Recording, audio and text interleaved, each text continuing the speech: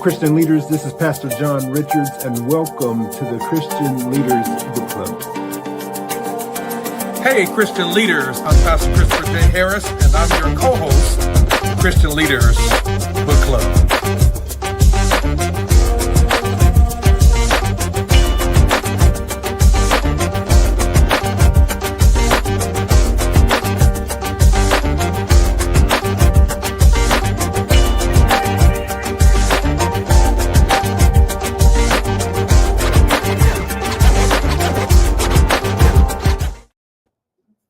What's up, everybody?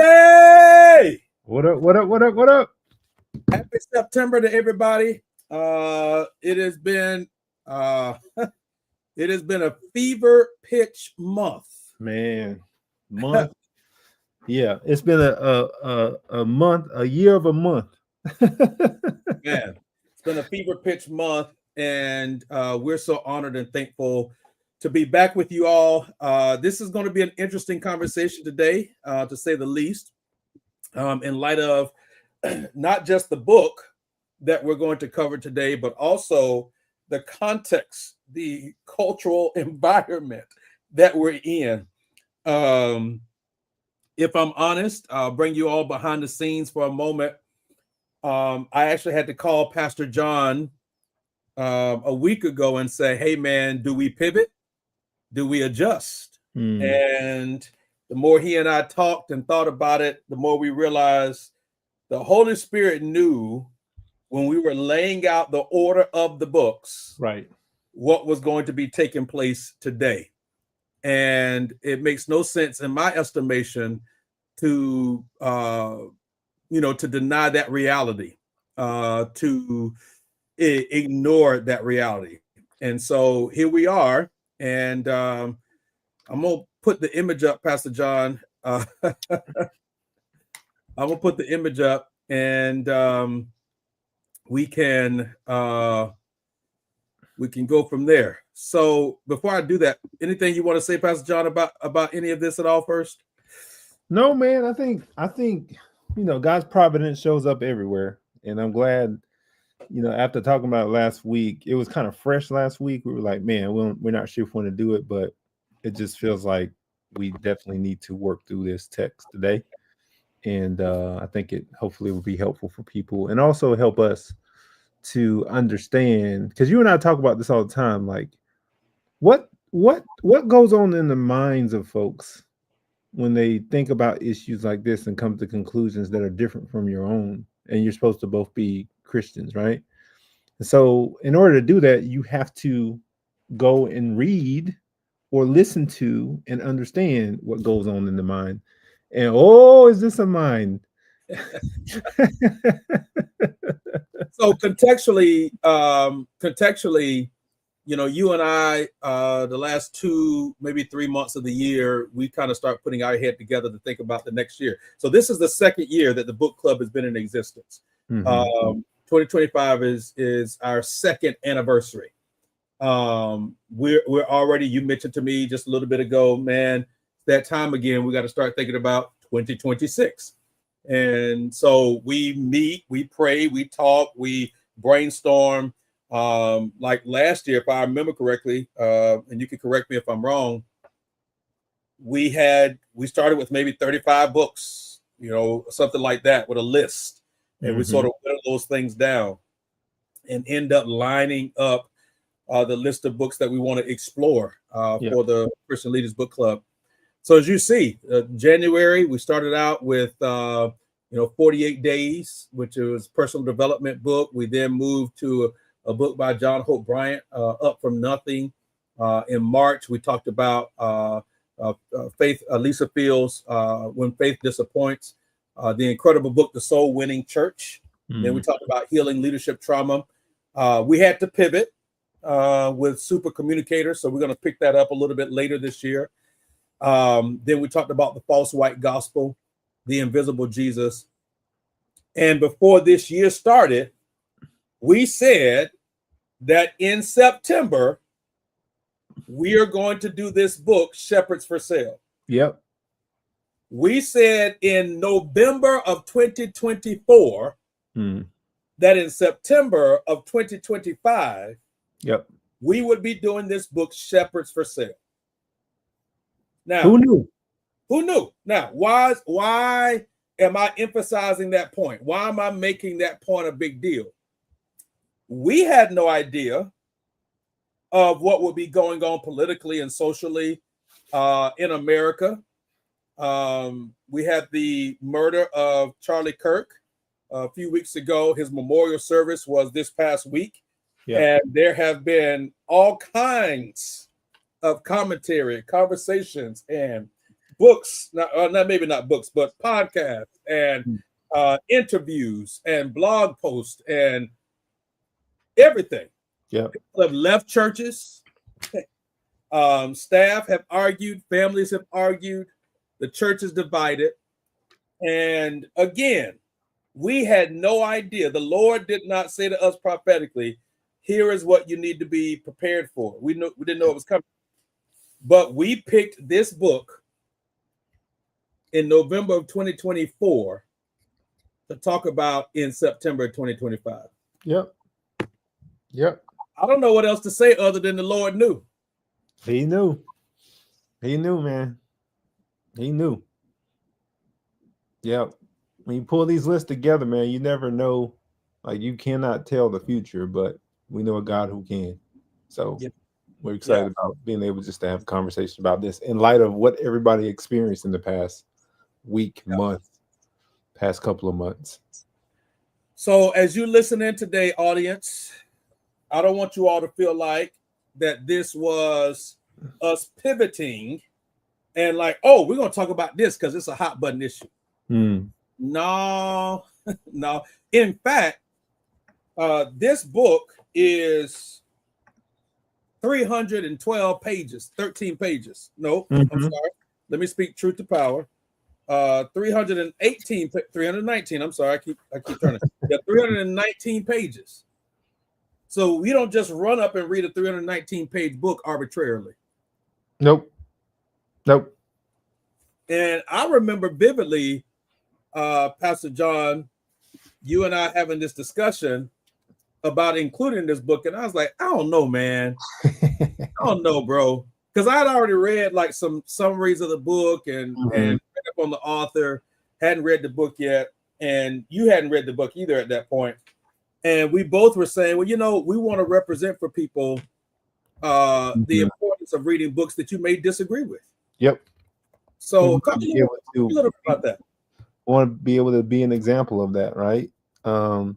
You're never going to be able to wholly engage issues. Yep. If you're not going to understand how other people understand those issues. Like there may be something that you're missing that you need to hear and learn from another perspective to make sure that you understand the full story. When people come to their opinions, there's reasons why. Most people do have reasons. And then you got to figure out what those reasons are. And then you synthesize those with your own perspective and then kind of come to a conclusion. And I think that's the importance of reading widely, right? Yep. If you reading the siloed existence, man, that's what leads to partisanship, leads to silos.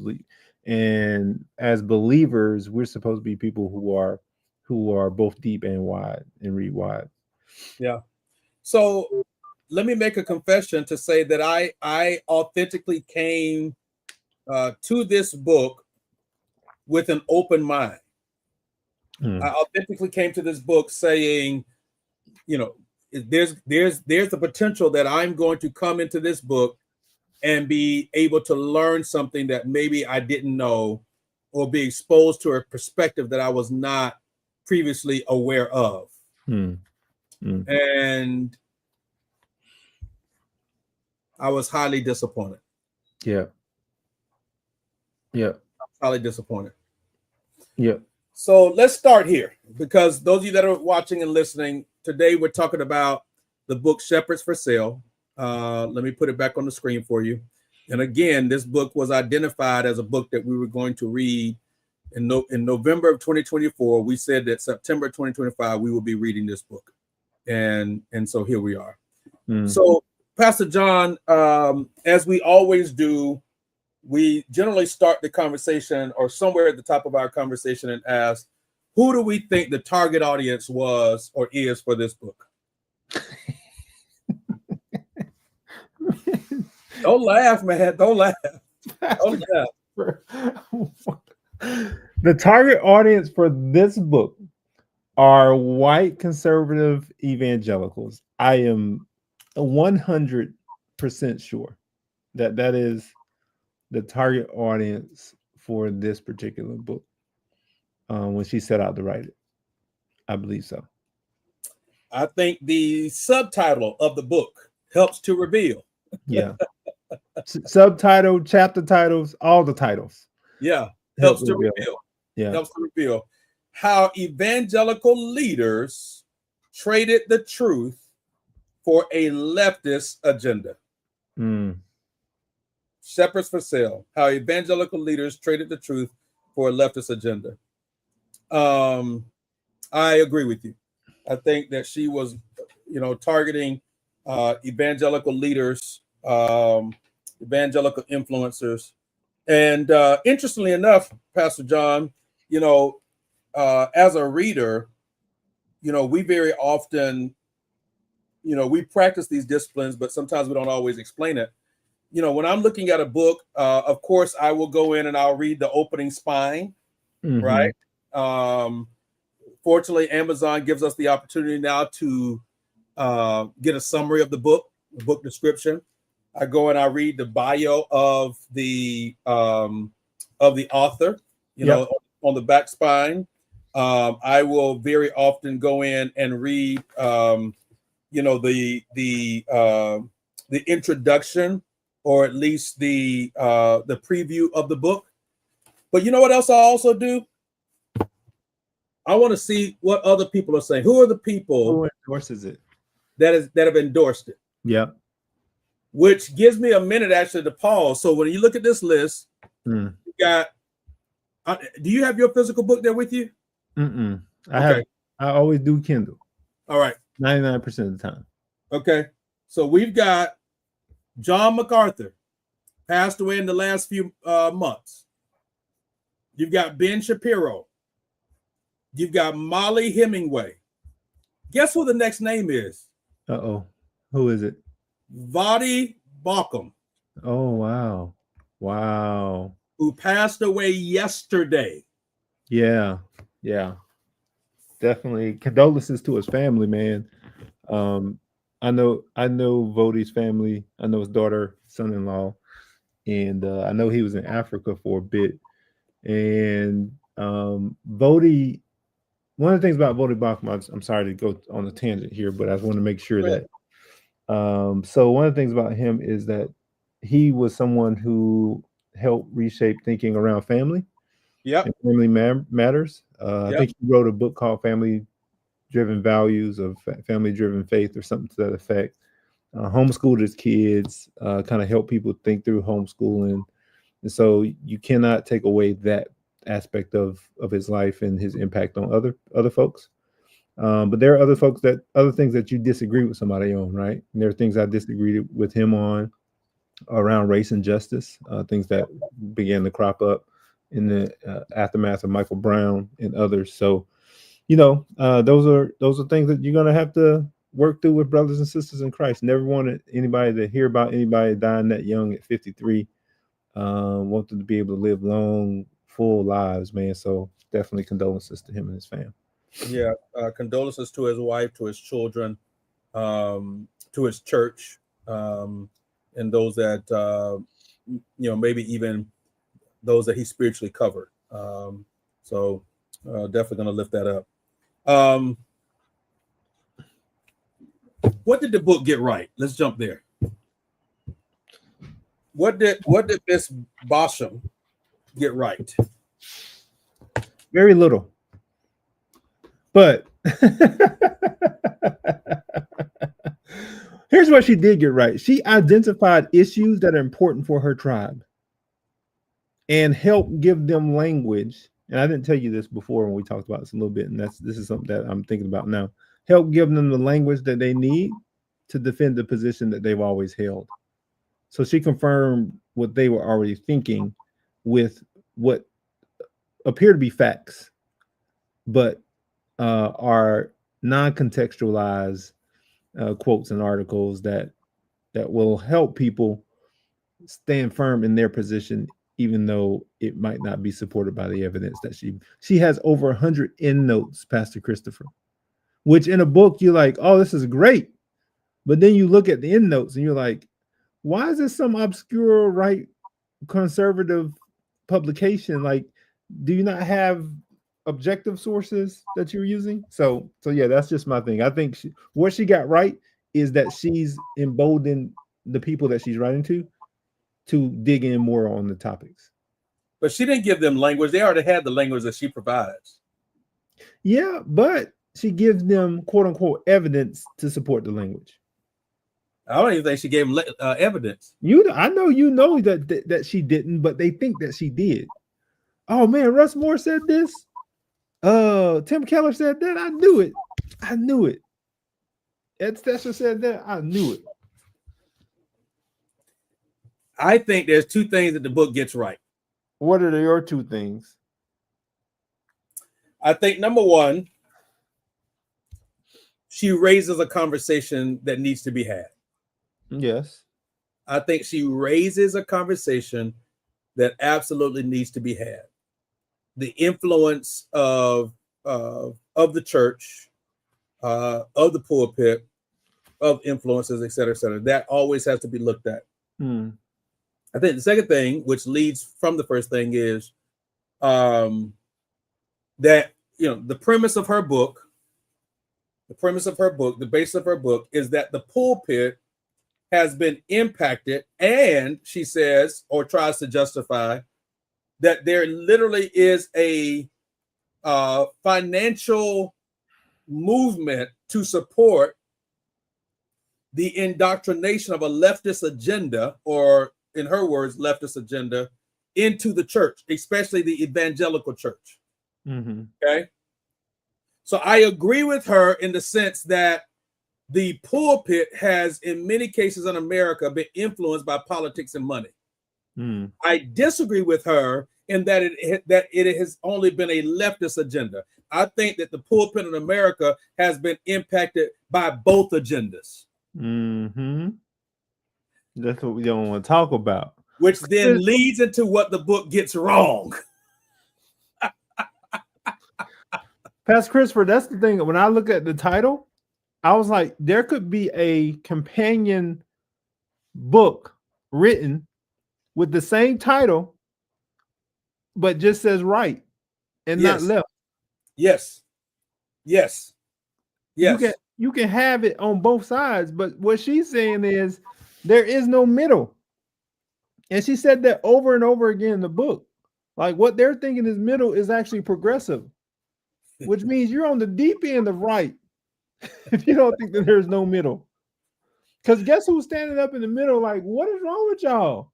The black church, which she hardly ever addresses in the book. She never addresses in the book. Well, she got some what's his name? Thomas Sowell's quotes in there. She puts Thomas Sowell in there. Which she thinks is black church, but she's got Body in there. Yes. Right? There's a couple in there, but she does not accurately convey the width and the depth and the length of genius and intelligentsia that comes from black church. She only names one vein of the black church. Does not care. So here's the irony to me of the book. So I'm reading through the book, and to our credit, anybody that's watching this now, you can go back all the way to last year and look at our track record, meaning me and Pastor John's track record, as it relates to the critiques that we offer for books. One of the critiques that we consistently offer is that tell us what you're talking about. Tell us where you're going to take us. And then take us there. Right? And then take us there. Here is one of the critiques from Shepherds for Sale. She doesn't tell us. So the book has 8 chapters. Mm-hmm. After the introduction, she jumps right into 8 different, well, not 8 different topics, but essentially 8 different topics. And she never tells us why she picks those 8 topics. Mm. Now, we are smart enough to realize that you pick those 8 topics because they are hot button issues for evangelicals. Mm. Mm. But you don't tell us that in the book. You don't say, hey, by survey of XYZ or by research, these are the critical issues that have divided the church or that have caused evangelicals to ... You never say that. You just jump right into the 8 issues. Right into it. What? Right. And then you start with climate change. A climate change. What are we doing? What are we doing? I don't know. You jump right into climate change, right? So let me jump ahead for just a second, Pastor John. Okay. And then we're gonna come back to the top. At the opening of chapter 7, she quotes a verse. At the opening of chapter 7, she quotes a verse. Yeah. When I saw the opening of chapter 7 and the quoting of the verse, which many of her chapters open with the verse, okay, that she uses as a jumping off point, but then never comes back to expand on that or integrate that contextually and accurately. There is a hermeneutical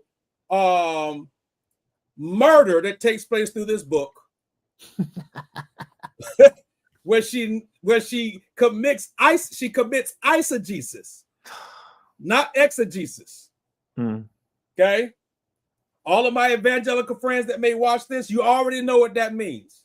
That she puts into the text what she desires versus getting out of the text what it says. But since she put at the beginning of chapter 7, Proverbs 18 and 17, she wrote that. She wrote that. She put it in there. Yeah. I gotta raise it because the book is actually an indictment of this verse. Right? Aaron says both sides of politics are complicit. Stay with us, Aaron. Stay with us, Aaron. Stay with us. We're gonna get there, bro. Pastor Johnson, one of the pastors at my church. Okay, all right. She puts Proverbs 18:17 and says, the one who states his case first seems right until the other comes and examines it. Here is what Madam Megan never does. Madam Megan, I read the whole book, and only once does she raise a counter argument. And I'm going to show you this in a minute. But the preponderance of the book, by and large to the book, she never raises the other side of the arguments. And we learn from some of the people that she's quoting and or misquoting that she's never had conversations with them to understand what they were saying when they said what they said when she's quoting a snippet of it. Now, you cannot have your cake and eat it too, because just last week you were talking about folks quoting someone else out of context. But now you're quoting other people out of context, and you don't want to be held accountable to quoting folks out of context. Do you see the hypocrisy there? Did you just go there? Did you just go there? I absolutely did. Absolutely did.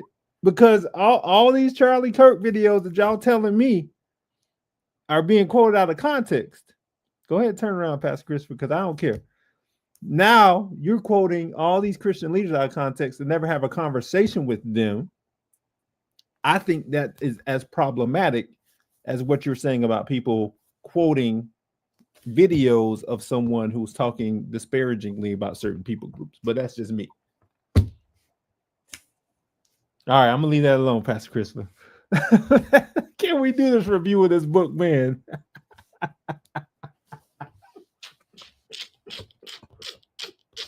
Can we review this book? Because that's what that proverb says, man. The one who states his case first seems right until the other comes and examines him. You have to give people an opportunity to provide the context that you know is needed for what you're bringing up about what they've said. If you're going to build a whole argument off of a person who's alive that you have access to, it's not like you don't have access to these people. It's not like you didn't have, when you were writing this book, it's not like you didn't have access to Russell Moore. It's not like you didn't have access to J.D. Greer. It's not like, right? As a matter of fact, J.D. Greer writes a rebuttal, a long rebuttal of, and he's quoted in his book a whole lot. Does it even tell us in the table of contents how many times J.D. Greer is quoted in his book? He basically wrote half of it. Oh, woo, Jesus. Oh my goodness. Let's see. Let me see if I okay. JD, yeah, he got a lot of in his index. His name has a lot of stuff underneath it. Oh, bro, look, he's on page.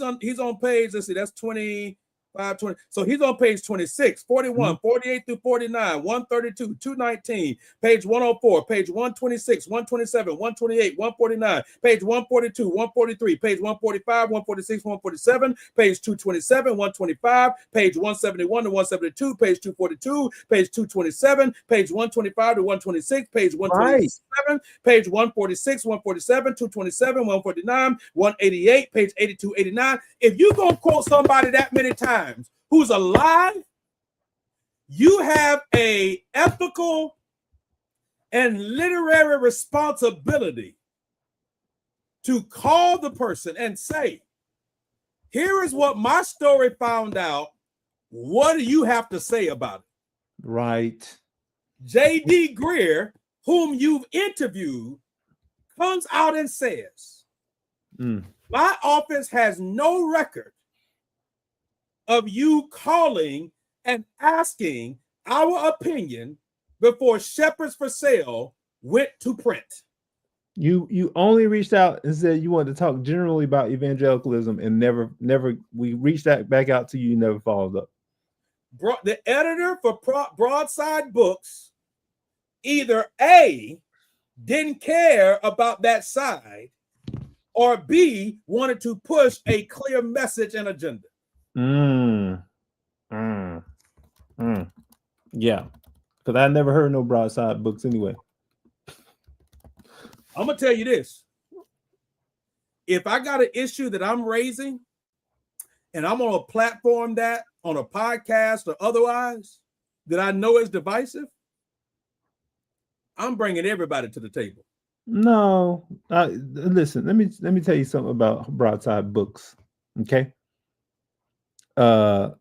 Specializes in conservative nonfiction spanning the full range of right-of-center thought and opinion, publishing a variety of politicians, thinkers, and journalists. The MAGA Doctrine from Charlie Kirk, The Battle for the American Mind, Pete Hesdet, Tom Cotton, great Arkansas senator. 7 things you can't say about China. Oh yeah, they don't care. That's the bottom line. This is a publisher that said, you know what? Say what you want to say. We ain't worried about. We ain't worried about what you are going to fact check anything. So I'm good with Broadside. Now I understand where they're coming from. Now I understand why this book was written this way. I get it now. I get it. So my question to Miss Megan, I would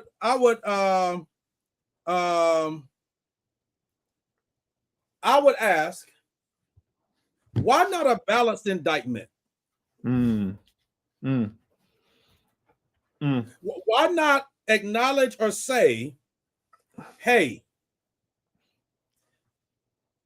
the church has been wrongly influenced by money, by politics, from the left and the right, and we need some answers.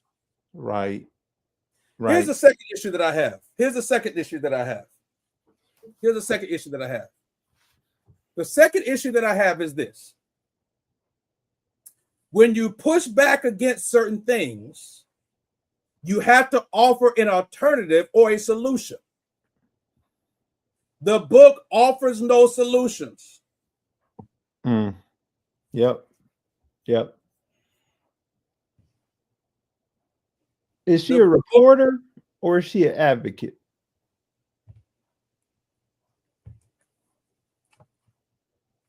That's the question. Because if you're a reporter, I might understand that. You're reporting the facts, right? Now, if you're advocating, then you have to tell me, here's what's wrong, here's the alternative, here's what needs to happen to fix it. Yeah. Now, her language is, I'm a journalist. As a matter of fact, she said, where I can name names, I'm gonna name names. Where I can't name names, I'm giving you anecdotes. I don't care. I'm not gonna name no names. I'm gonna tell you that somebody told me to tell y'all this. Is that journalism? I don't know. I think she's an advocate wrapped in the language of I'm a journalist. I am woefully disappointed because she actually had an opportunity to raise a balanced conversation in an intellectual, artistic, balanced, biblical way. She largely ignores history that is pre-2010 or 2012. She never brings in a historical context that says, you know, this is an issue, but here's how we got here. Right. Yep. Right. Yep. Not to mention that there are dozens and dozens of book reviews where people with inside knowledge that refutes her facts, quote unquote facts. So if you're going to put something in print like this, it needs to be factually integrous. Yes, for sure. Even you worked at the Billy Graham Center. You worked with Ed Stetzer, and you're like, some of what she says in here raise an eyebrow for me. It's kind of crazy. It's kind of crazy. Yeah, man. That's like just... I lose respect for you when you bring this strong of an argument. You got access to Jamar Tisby. I'm sure Jamar would have been like, I'll be glad to be quoted in your book. Yep. Because as the author, like, raise your argument. You got Jamar quoted in here. He's speaking at a school. Here's what I think he said. I reached out to Jamar Tisby. Here is his either quoted or printed remarks or response to my statement. And then here's what I think that means. You get, I mean, as the author, you get the final say so, but at least quote him. I mean, get him. You can come to a conclusion. You can come to a conclusion.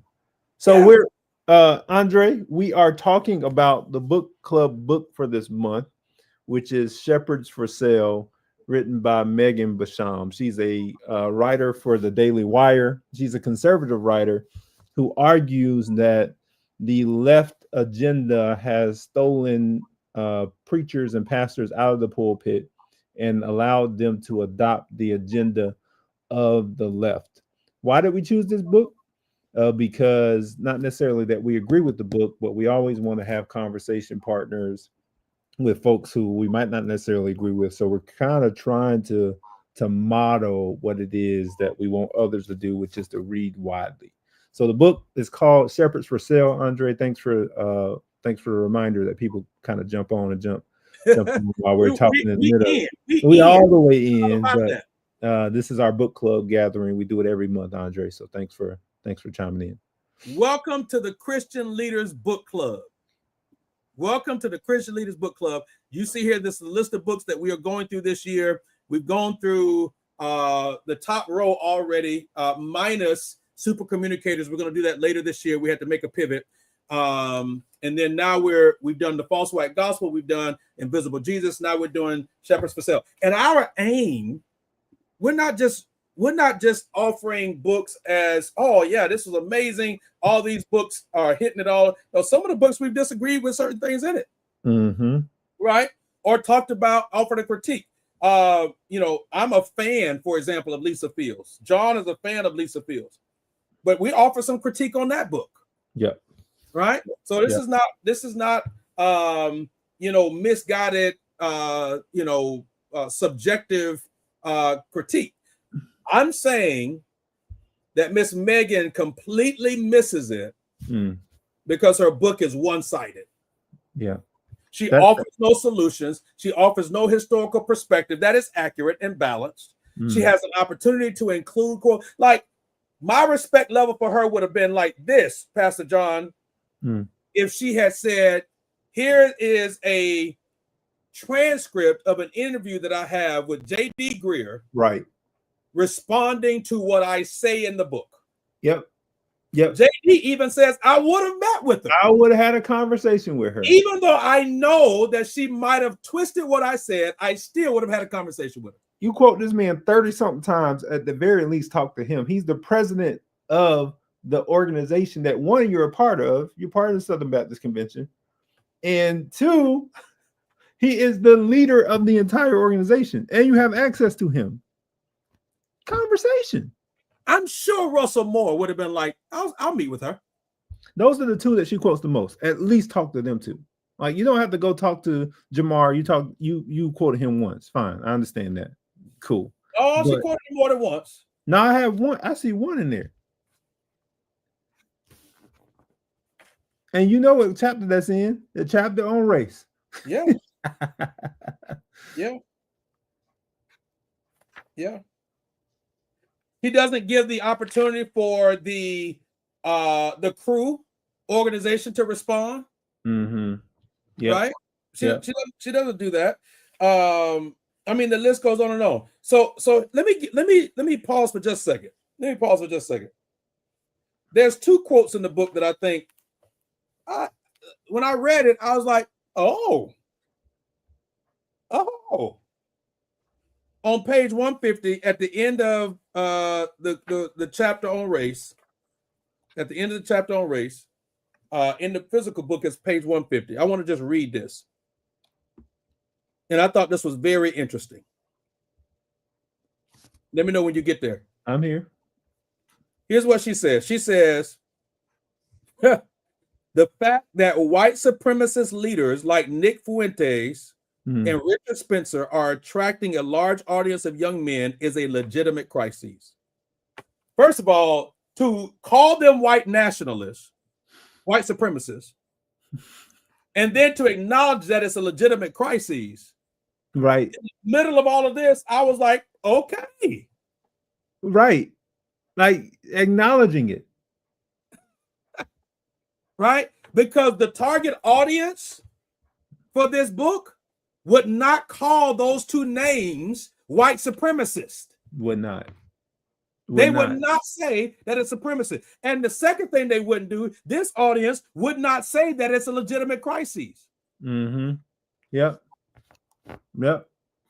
Watch this. She says, it takes no special knowledge for Christians of any color to look at these issues in light of scripture and recognize them as an abominable affront to the image of God stamped on every human being equally. Yep. So I did not want to go here, but I have to because it's a relevant example. The names that she just called in this chapter and what she says about it being a legitimate crisis, largely from the memorial service last week, sir, that conversation is ignored. Right. But the gospel was preached. But worship took place. Yeah, but you also had a white supremacist agenda that was also interwoven and interlaced in the midst of the gospel and the worship.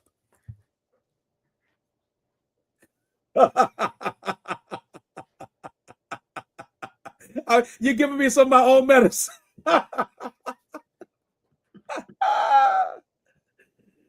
Oh my gosh. Sir.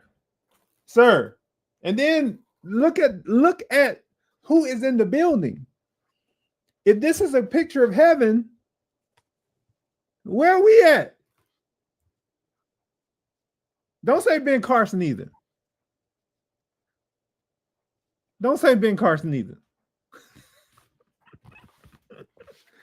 I think the excitement was that there was a coalition of monolithic, homogeneous unit principle lived out in real time among thousands of people talking about the two things they love most: America and whiteness.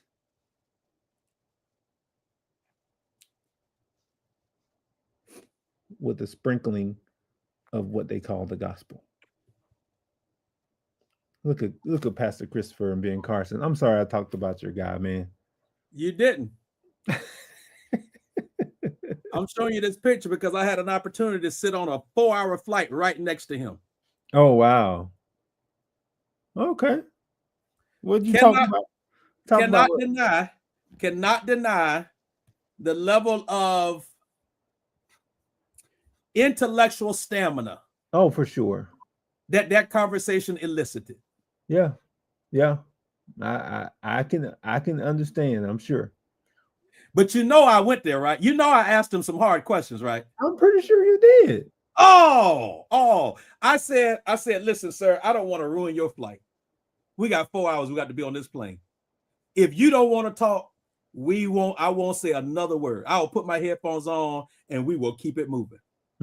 If you're interested in a conversation, I'm absolutely willing to have a conversation with you. And I don't talk on flights. I leave people alone on flights. As a matter of fact, when people ask me if somebody want to try to have a conversation, and now if this is lying, then I repent in advance and I will take the rebuke and the correction from my brother or from others. When people ask me what I do for a living and I'm on a plane, especially when I don't feel like talking, I say I help lead a nonprofit. That's it. Me too. I say the same thing. I help lead people. A nonprofit. I help lead people. That's it. I don't say a pastor because either two ends of the spectrum. Either on one end, now I'm getting ready. This getting ready to be a counseling session, or on the other end, it's getting ready to be. That's why I hate the church. This is what I don't like about preachers. Right? It's gonna be one of those two extremes. So I avoid that. But I say all that to say that he welcomed my naive and, dare I say, humble pushback against some of his not words but policy positions. He welcomed it. He welcomed it. Did he? Oh yeah, and I respect that. That's good. Yeah, man. So, go ahead. No, go ahead. What you about to say about Carson? You got something else to say about Carson? No, I was getting ready to shift subjects. Oh, I was going to ask you about this quote in chapter 1, man. That I looked at. She's talking about C.S. Lewis and the Watchful Dragons, right? This quote stood out to me. Those who want to see the church take up the preoccupations of the left are following a similar process of using buzzwords, but in reverse.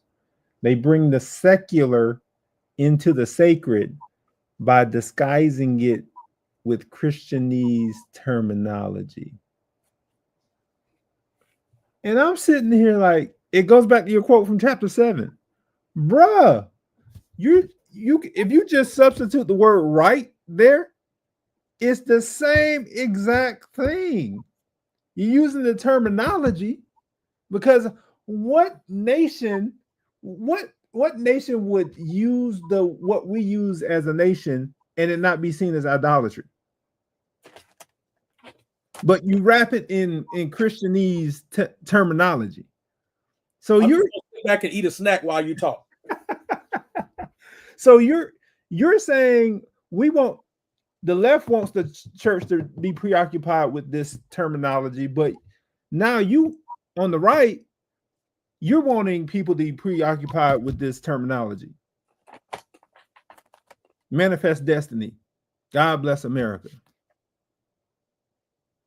Like those things there just don't make any sense to me when you're holding this out, but you're not even seeing that it's happening in the space that you are living in quote unquote thriving. That quote got me, bro, because I was like, again, you could just substitute right and it's the same thing. And then you want to disparage the middle because they don't take sides. That man over there eating his popcorn. I ain't gonna interrupt you, man. You flowing. Nah, so that was one that really stood out to me early in the book as we're talking about some of these early chapters, and that was open the climate change Yeah. chapter. Let me ask you this: how would it come across if the National Baptist Convention did a press release or had a press conference, or the president went live and said, revival is starting in America, right? But SBC, y'all ain't invited. Kojic, y'all not invited. AME Zion, y'all not invited. But God is starting a revival in America. Where we at? How would that come across? Arrogant, exclusive, and part of what we've done historically in this country. So, to your point, I mean, you're in the space where full gospel is kind of a descendant of what happened in Azusa, right? Correct. So historically, we both know the reality. That was a brown-skinned man leading that quote-unquote revival. Yep. And even Charles Parham, the guy who discipled him, called him all types of names. Yep. And told him not to do it. Yep. But that's just a historical reality, man. Revival for them it excludes people. And I'm like, is that really a revival? What really is it? I was gonna say something else. I'm gonna leave it alone. It's a meeting, but it's not a revival. Page 237, she says, many forces are trying to claim American churches for many agendas, but ultimately there's only one force, one agenda. This is true. I mean, yes, we agree. We know what it is. Yeah. We can stop right there. Yeah. Yeah. I thought this was interesting, right? I want to read two quotes from this guy by the name of Samuel James. He offered a review of the book as well. He said, Basham is right that many shepherds are in fact for sale. But the unintended irony and the fundamental flaw of her book is that the corrupting money is not on the evangelical left, as she claims, but on the populist right. The rise of such organizations as Turning Point USA and its subsidiary, Turning Point Faith, the Epoch Times, the Daily Wire itself, organizations that combined bring in hundreds of millions of dollars in annual revenue, bear witness to the financial benefits of pandering to populists. Turning Point USA, for example, now hosts pastors' conferences that feature evangelical MAGA apologists like Eric Metaxas, Sean Foote, I'm probably saying that wrong, I apologize, and Rob McCoy. A recent event in San Diego attracted 1,200 pastors. Turning Point's annual revenue now tops $80 million. He goes on to say, what the book wants to be is a devastating exposure of evangelical corruption and fraud. But there are too many factual errors, logical inconsistencies, unwarranted assumptions, and bad faith interpretations for it to be that. Its usefulness is buried underneath a basic failure to be worthy of its own title. Yes, sir. Samuel D. James. Wow.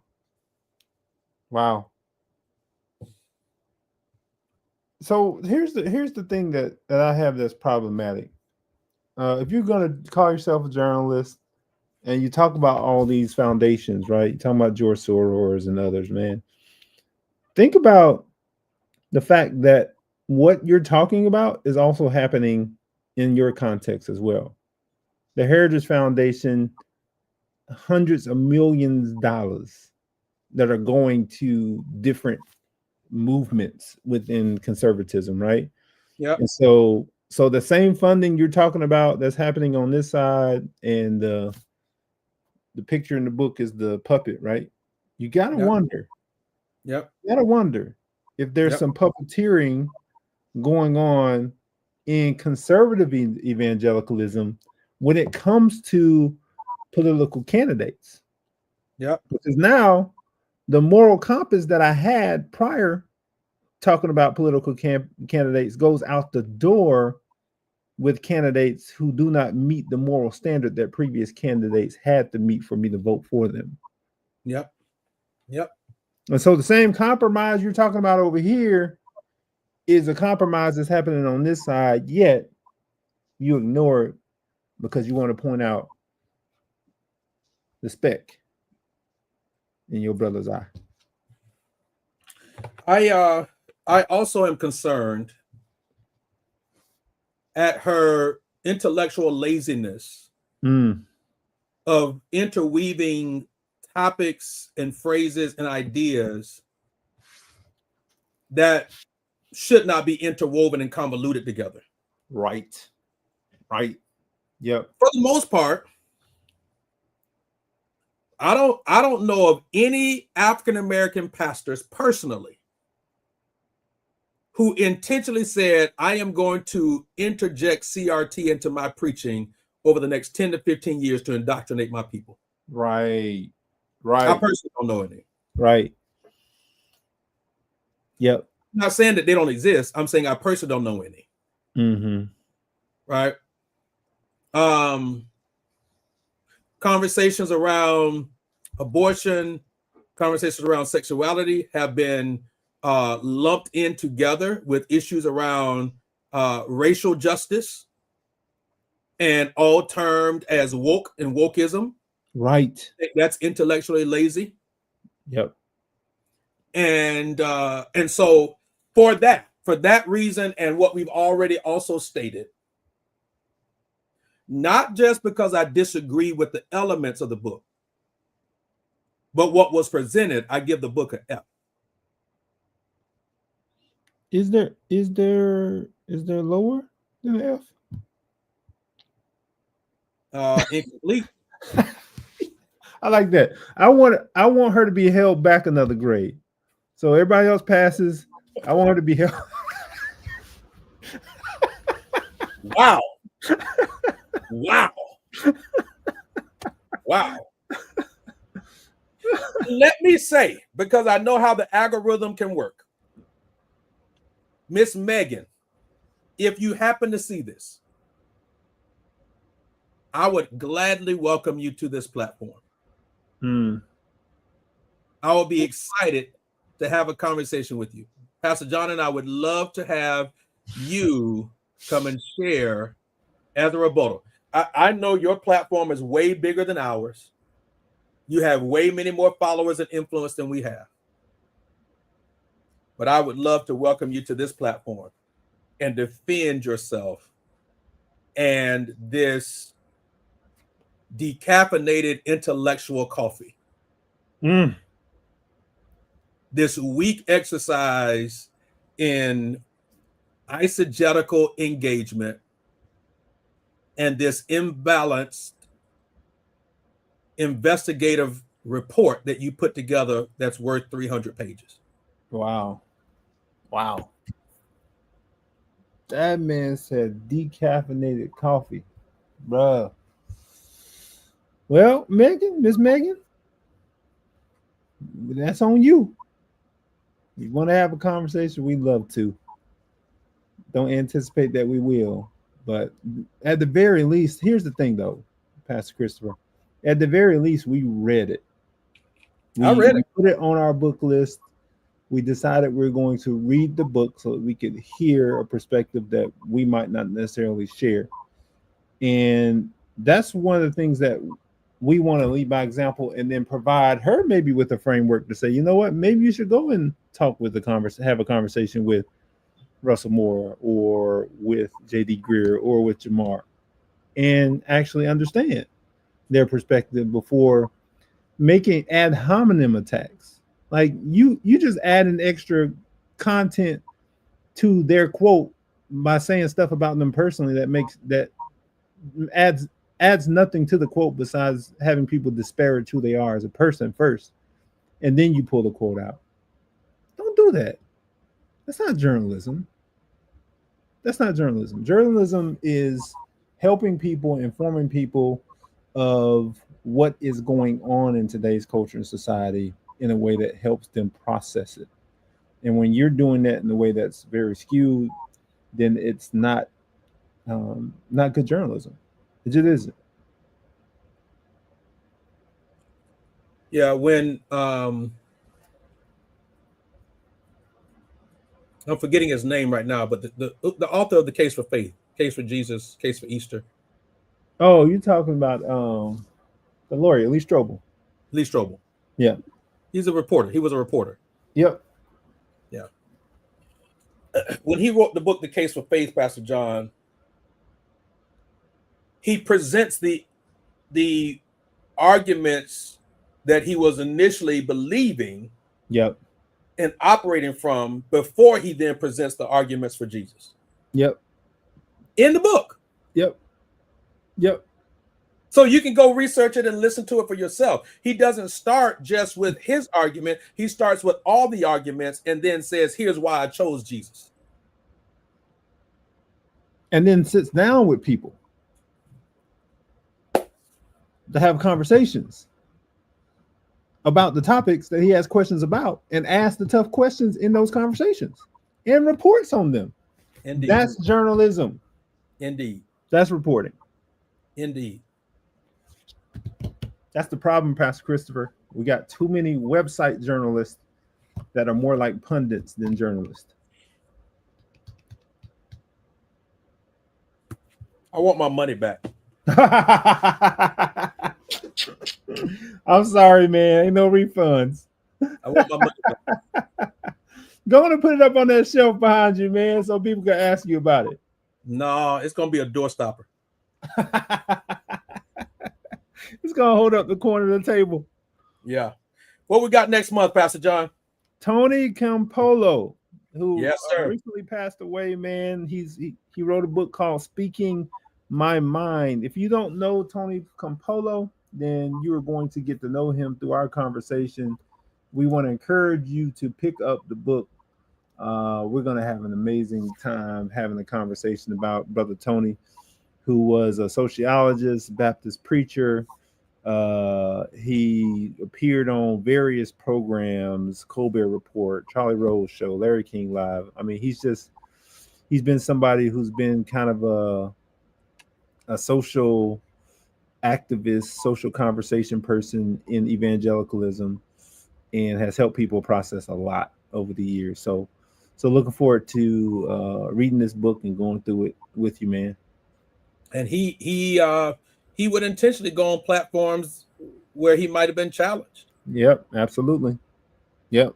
He lived out what we should be doing, man. Yeah. Yeah. October 24th, Friday, October 24th, we'll be back. We're going to be talking about Speaking My Mind from Tony Campolo. It's going to be an amazing journey. Whatever platform you're listening to this conversation on, you can click the link, subscribe to our email list, stay in the know and in the loop. We're going to do a better job at making sure we communicate with our email list in the interim. Pray you guys have an incredible day, an incredible weekend, awesome month. You've got 3.5 weeks to catch up with us and read this book by Campolo. I think you're going to be blessed because of it. And hopefully you'll take something today from what we've said. Research the book. Don't go buy it. Don't go buy it. Nope. Save your $30 and $12, however much money you spent. Yeah. Yeah. All right, Pastor John, anything else, man, before we jump out of here? No, that's it, man. Just y'all continue to guard your space, guard your hearts, guard your mind. There's a lot going on in today's culture and society, man. It can become overwhelming, but make sure you are taking care of you. You know, allow the things that Paul talks about in Philippians to be thought on. Allow those things to be thought on, so that you can retain your joy. The epistle of joy is my epistle for this month. So Philippians is what I'm thinking about. Amen. I just finished a 2-week series titled Overcoming Overload. You go to crossoverchurch.org or go to crossover 813 on YouTube. You'll see both of those messages there. If you're in a season where you're overwhelmed and overloaded, or even how to respond to everything that's happening politically and everything that's happening online, check those 2 messages out. I think you'll be blessed because of it. We'll see y'all Friday, October 24th. We're going to be jumping into Speak My Mind. Thank y'all for listening in, for tuning in. Y'all have an amazing weekend. God bless y'all.